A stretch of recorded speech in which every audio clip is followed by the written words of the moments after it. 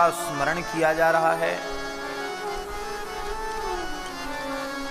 पश्चिम दिशा में कपिला नगरी में कालेश्वर एवं रामेश्वर नामक 2 दिव्य शिवलिंग विराजमान हैं। शिवलिंगे महादिव्ये दर्शनात् पापहार के, दर्शन से ही पाप नष्ट हो जाते हैं।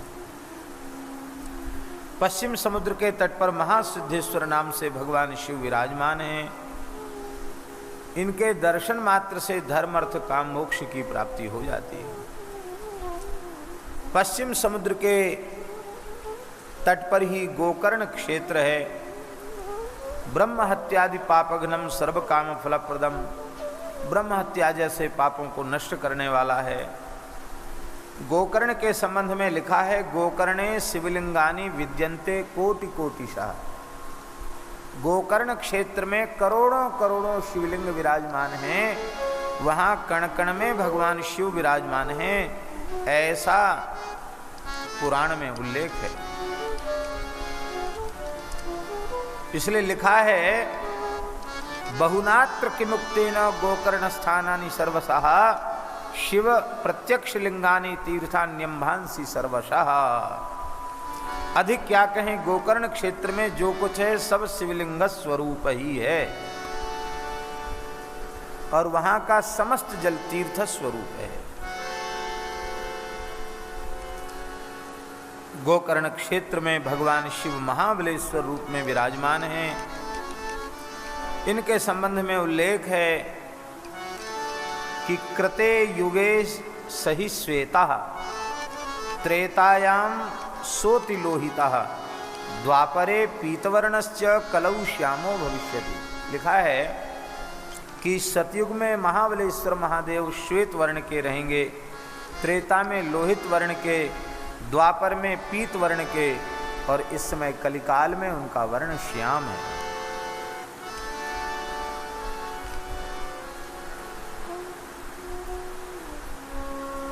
गोकर्णेश्वर महादेव के संबंध में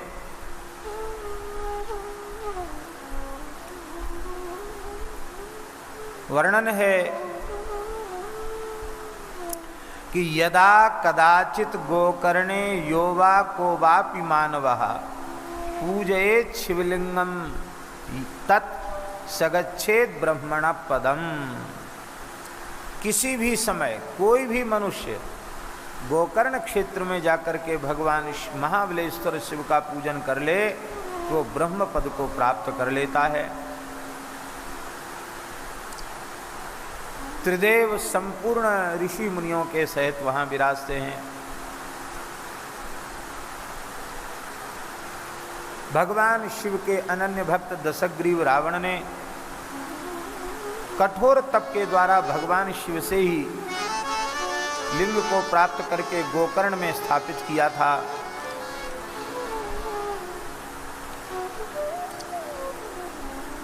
वे आज भी वहां विराजमान हैं। माघ मास में कृष्ण पक्ष की चतुर्दशी के दिन महाबलेश्वर की पूजा का विशेष महात्म्य है। माघासित चतुर्दश्याम महाबल समर्चनम विमुक्तिदम विशेषेण सर्वेषाम पापिनाम अपि। समस्त पापियों को जीवन मुक्ति देने वाला है, ऐसा अद्भुत वहां का महात्म्य है। हे ऋषियों, महाबलेश्वर की कृपा से एक चांडाली भी शिवलोक की अधिकारिणी हो गई, उसको शिवलोक प्राप्त हो गया। सौनकादि ऋषियों ने पूछा है, भगवान ये जो चांडाली शिवलोक पहुंची इसका चरित्र आप कृपा करके सुनाइए।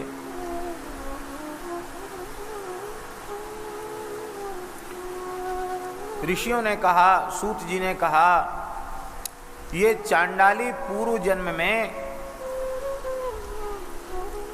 अत्यंत सुंदरी सौमिनी नाम वाली ब्राह्मण कन्या थी।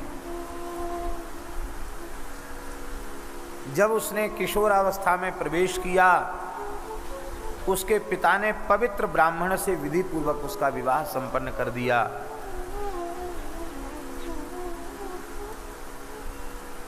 अत्यंत सुंदरी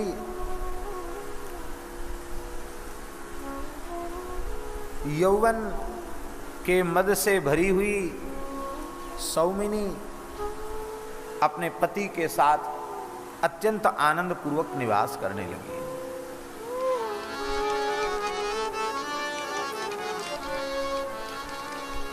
समय बदला और सौमिनी का ब्राह्मण पति रोगग्रस्त हो गया और कालयोग से मृत्यु को प्राप्त हो गया।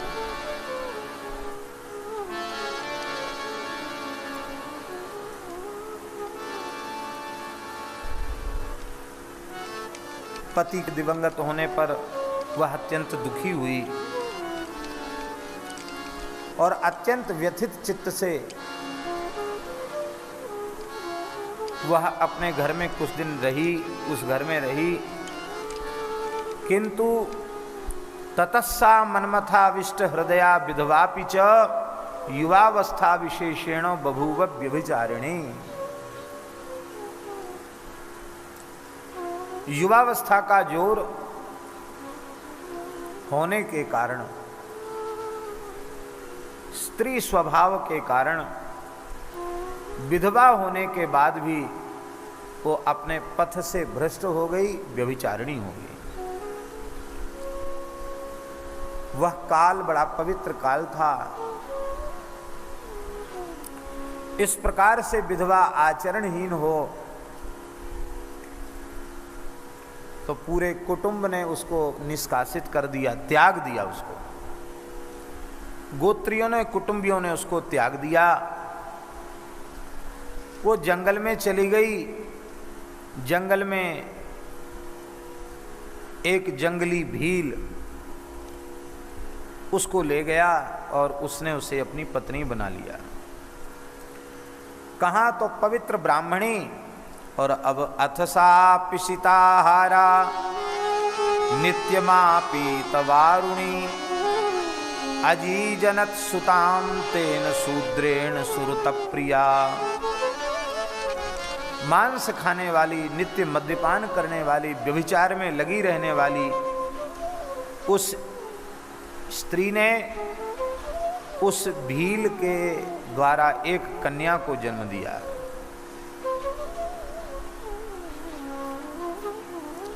एक समय की बात है, उसका पति कहीं चला गया था। व्यभिचारिणी सौमिनी ने मद्यपान किया हुआ था, नशे से पागल हो रही थी। उसने मांसाहार की इच्छा की और घोर अंधकार में तलवार लेकर घर से बाहर निकली। गायों का गोश्त था, उसके बीच में बंधे हुए भेड़ों के पास, वो मेष माने भेड़, भेड़ों के पास में गई। यद्यपि वो गाय को, बछड़े को मारना नहीं चाहती थी, भेड़ को ही मारना चाहती थी, लेकिन मद्य के नशे में होश रहा नहीं। चिल्लाते हुए एक बछड़े को ही भेड़ समझकर मार डाला।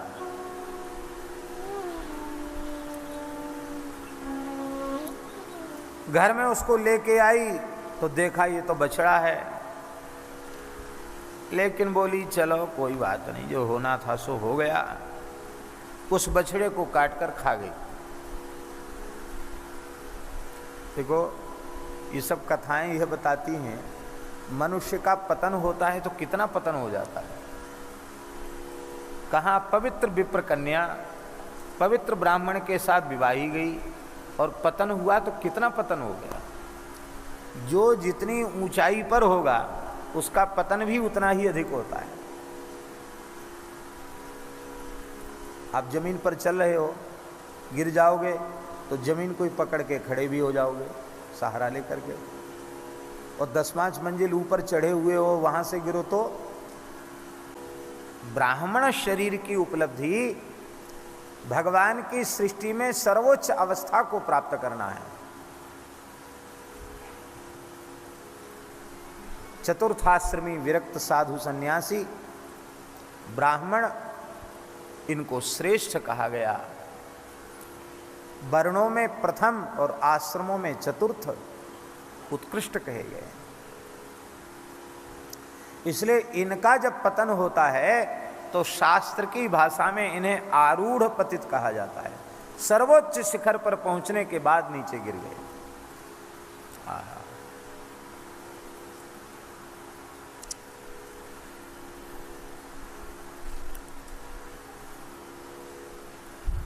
बहुत सा समय बीता। समय आने पर इस सोमनी की मृत्यु हो गई, भयंकर यमलोक में गई। बहुत लंबे समय तक नरकों की यातना भोगने के बाद फिर पुनः भगवान कल्याण का अवसर देते हैं। 84 लाख योनियों में भोग भटकने के बाद फिर उसको मनुष्य जाति में जन्म मिला। पूर्वकृत पाप के परिणाम स्वरूप चांडाल कुल में इसका जन्म हो गया।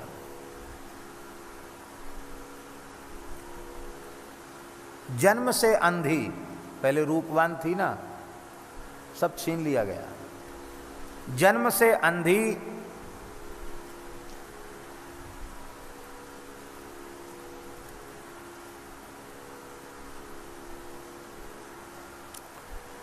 कोयले के समान काली,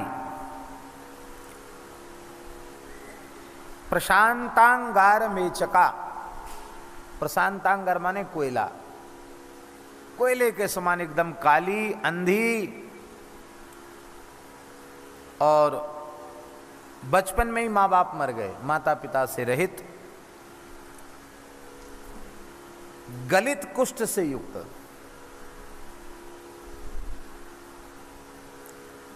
भला ऐसी गलित कुष्ठ से युक्त, सब प्रकार से कुरूप दुर्गंध शरीर में निकल रही है, उससे भला कौन विवाह करेगा? विवाह हुआ नहीं।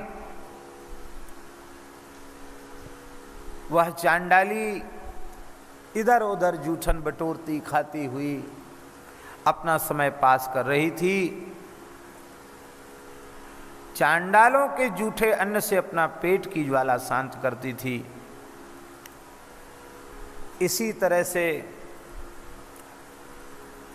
इसकी वृद्धावस्था आ गई। सारा जीवन कष्ट भोगने के बाद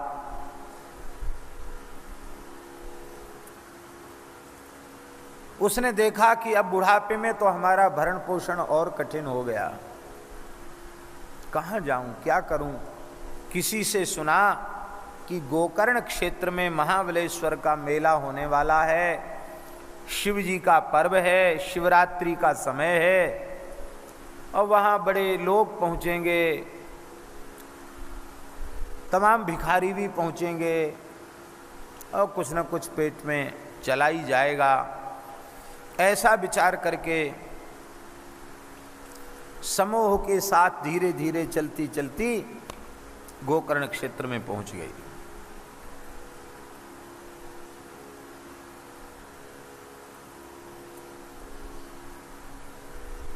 वहाँ बैठी थी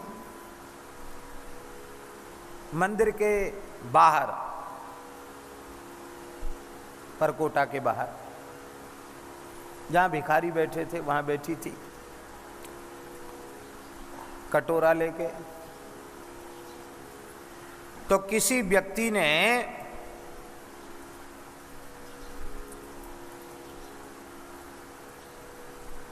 बेल की मंजरी डाल दी, बिल्व पत्र डाल दिया। अंधी थी, उसने स्पर्श करके देखा, अरे ये तो खाने योग्य नहीं पत्ती है। ऐसा विचार करके अंजलि में पड़ी हुई उस बिल्व पत्र को उसने जोर से फेंका, खाने योग्य नहीं ऐसा मान करके। इसको कहते हैं स्वामी जी गुणाक्षर न्याय। घुन काठ में लगता है, वो कोई अक्षर नहीं बनाता, पर कई बार ओंकार बन जाता है, राम नाम बन जाता है उससे। इस तरह से घृणाक्षर न्याय से वो बिल्वपत्र उसने दूर फेंका। गोकर्ण क्षेत्र में तो पद पद पर शिवलिंग हैं, महाबलेश्वर के मंदिर के निकट भी तमाम शिवलिंग विराजमान थे। एक शिवलिंग के ऊपर बिल्वपत्र पहुंच गया।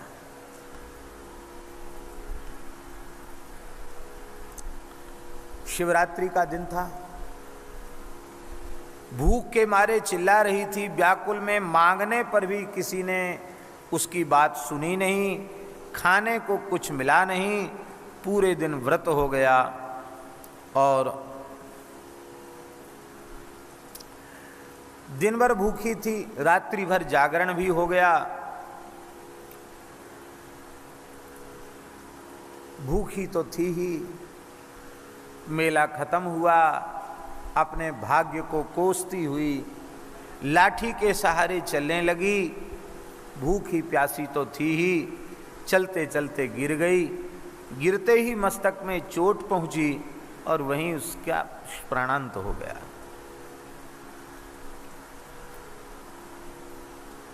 यमदूत आए, भगवान शिव के गणों ने उनको भगा दिया और दिव्य विमान में बिठाकर उसको ले गए। श्री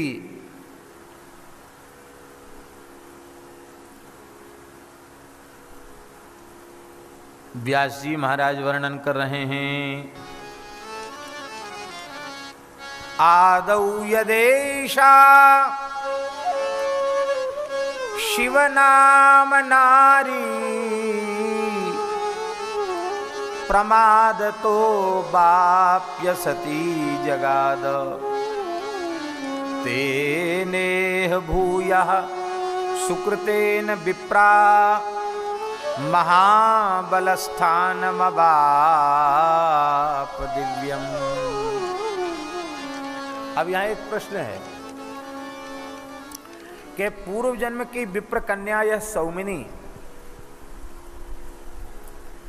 इतनी अधिक पतित हो गई थी कि बछड़े को भी मार के खा गई और दूसरे जन्म में चांडाल कन्या बनी। और इतना पाप होने पर भी, इतना नरक भोगने पर भी ये पवित्र महान शिव क्षेत्र गोकर्णेश्वर में कैसे पहुंच गई, महाबलेश्वर में कैसे पहुंच गई। भगवान व्यास कह रहे हैं, वह व्यभिचारिणी कर्म से चांडाल बनी हुई वह सौमिनी, वो जब बछड़ा पकड़ के ले गई थी भेड़ के धोखे में, और जब उसने देखा कि ये तो बछड़ा है, तो उसके मुंह से धोखे से शिव शिव ऐसा निकल गया था। क्या निकल गया था? शिव शिव। शराब के नशे में थी, धोखे से शिव शिव निकल गया। उसने शिवजी के अर्थ में शिव शब्द का उच्चारण नहीं किया था। हमारे यहां संस्कृत भाषा में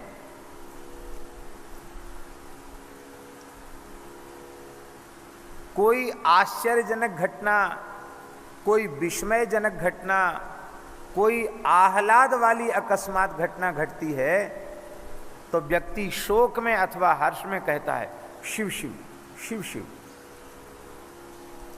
वो शिवजी के अर्थ में नहीं कहा गया।